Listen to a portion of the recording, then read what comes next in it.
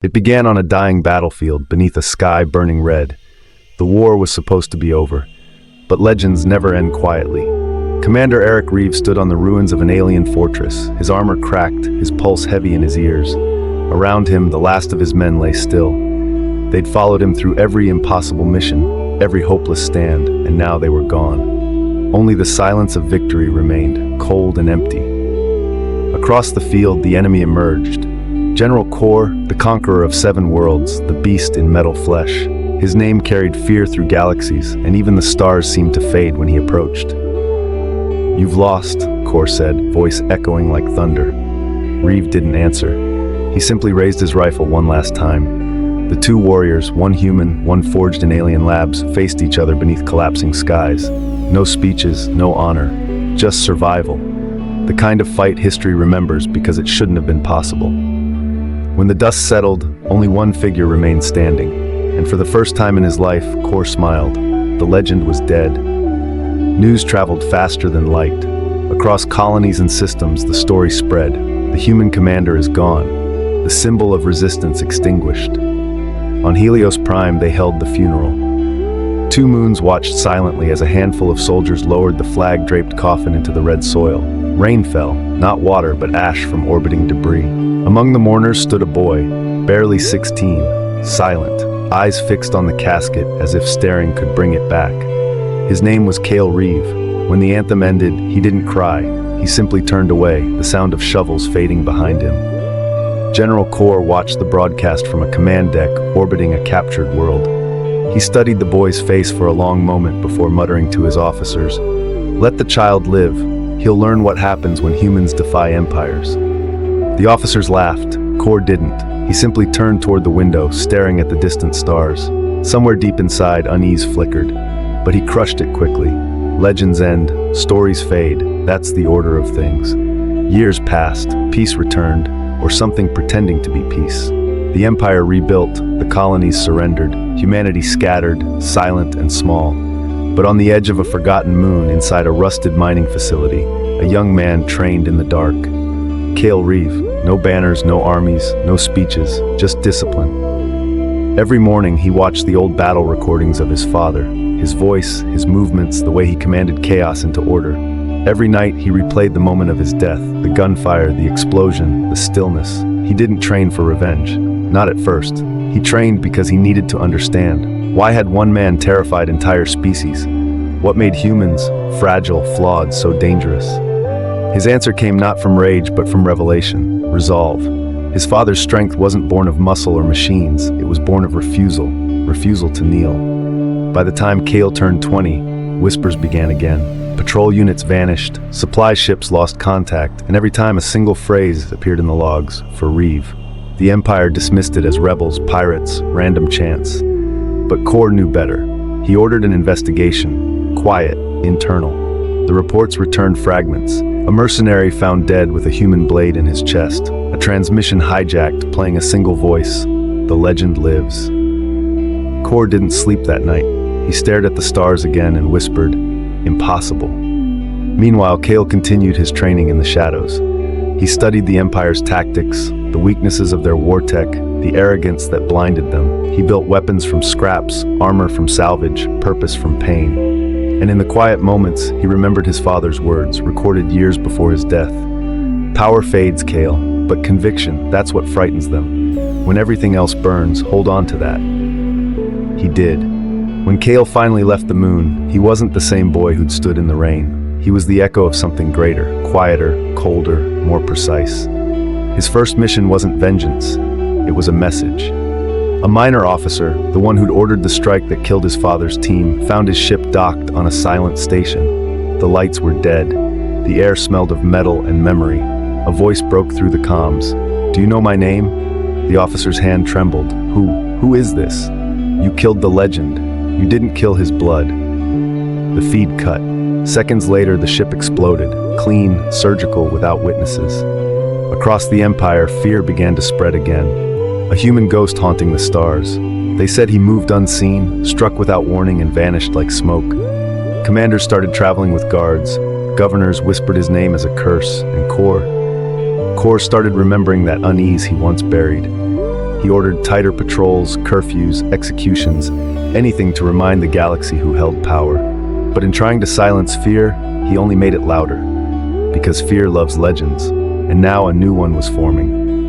One night, Kor's ship received an encrypted transmission. No origin, no signal trace, only a message. You killed a man, not a memory.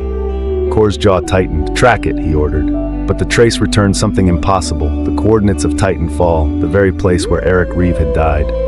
Kor's face turned pale metal gray. Set course, he growled.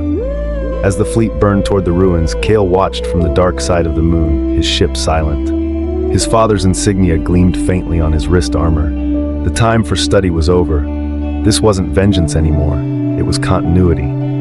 He whispered to the stars, "You took a legend from the world. Now the world will remember why it feared him." And as his engines ignited, the galaxy shivered. The Empire's fleet cut through space like a blade of light, engines roaring, banners burning bright.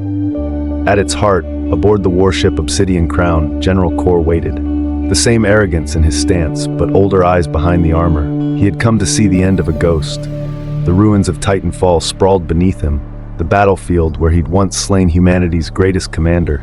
Now it was little more than ash and echoes. "Deploy the scanners," he ordered. "I want every heat signature on that surface identified."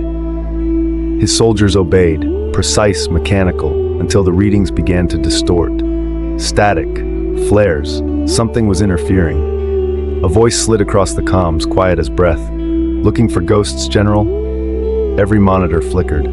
For a heartbeat, Kor saw a reflection, not his own but Reeves'. "Impossible," he whispered. The image changed. It wasn't Eric, it was the sun. Kale Reeves stepped out from the shadows of the ruins, his armor built from scavenged steel, his eyes burning with the calm fury of purpose. The feed stabilized, focusing on his face. "You wanted to finish what you started," Kale said. "So did I." Kor's fleet opened fire. Orbital bombardment scorched the surface, turning stone to glass. But when the smoke cleared, Kale was gone. Then, alarms. Deck by deck, power failed. Doors sealed, systems locked. "Intruder detected," the AI droned. Kor drew his blade, the same he'd used on Eric Reeve all those years ago. "Let him come," he said. "Let the boy see what a legend really dies for." Inside the ship, Kale moved like a ghost through metal veins. He'd studied this class of warship since he was 14, its architecture, its blind spots, the rhythm of its patrols. Every step he took was a lesson paid for in years of solitude. He wasn't there to destroy the ship, he was there for Kor. Past the armory, past the command deck, through smoke and sirens he moved, silent, unstoppable. And finally, he reached the observation hall. Kor stood waiting, silhouetted by the stars. "Your father died on this world," Kor said, voice echoing. "Do you even know why?" Kale's reply was steady. "He died because he wouldn't kneel." Kor chuckled, a deep, metallic growl. "No, he died because he was betrayed by his own command, by your government. I only finished the execution." The words hit harder than any blow. Kale froze, disbelief, anger, then calculation. "You're lying." "Am I?" Kor said. "Ask yourself, why did no fleet come for him? Why was the order to withdraw given minutes before my strike?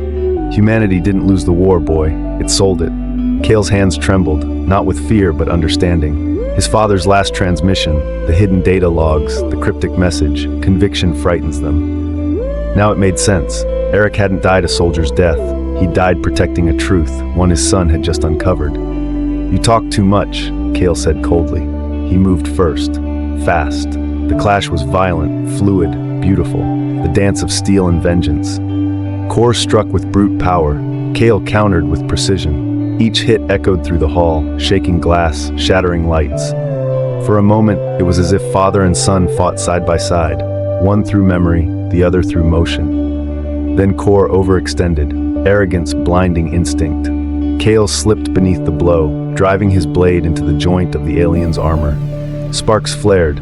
Kor roared, backhanding him across the hall. Kale hit the ground hard, blood in his mouth, vision blurred.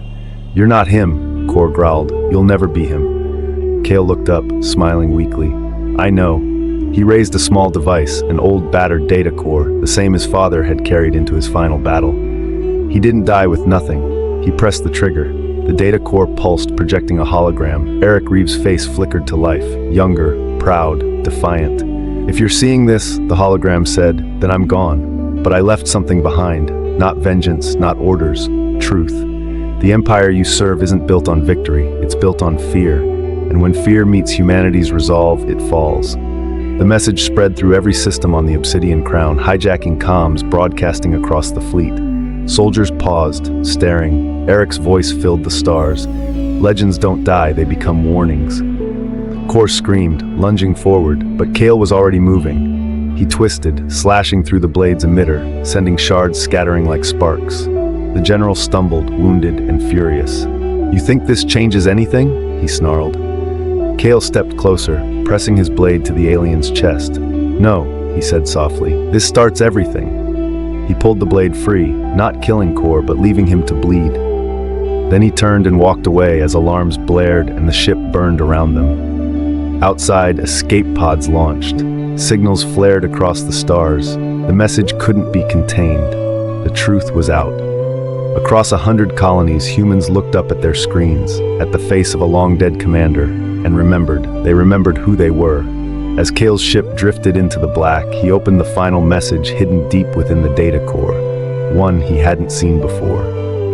It wasn't a speech, just a voice.